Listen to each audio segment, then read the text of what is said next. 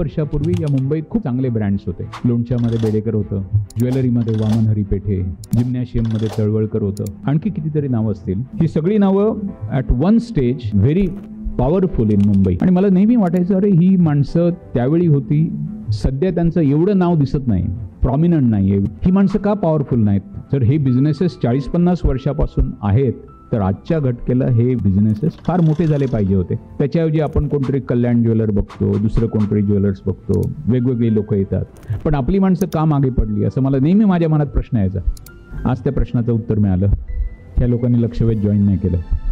बिझनेसमनला हाताशी धरणं, बिझनेसमनला पहिली काही पावलं चालायला मदत करणं किंवा बिझनेसमनला उडी मारायला मदत करणं अतिशय आवश्यक आहे. मी आत्ताच ब्रेकमध्ये डिस्कस करत होतो की या गोष्टी इव्हन MBA स्कूलमध्ये आजच्या घटकेला होत नाही, जे होते लक्षवेधमध्ये होते. आणि ह्या दृष्टीने बिझनेसमनना जे तयार केलं जातं, त्यांना सपोर्ट केला जातो, त्यांना एन्करेज केलं जातं, त्यांच्या डिफिकल्टीज सॉल्व्ह केल्या जातात, हे खरोखरच ग्रेट काम आहे. आणि त्याबद्दल मी लक्षवेध आणि लक्षवेधच्या टीमचे खरोखरच अभिनंदन करतो.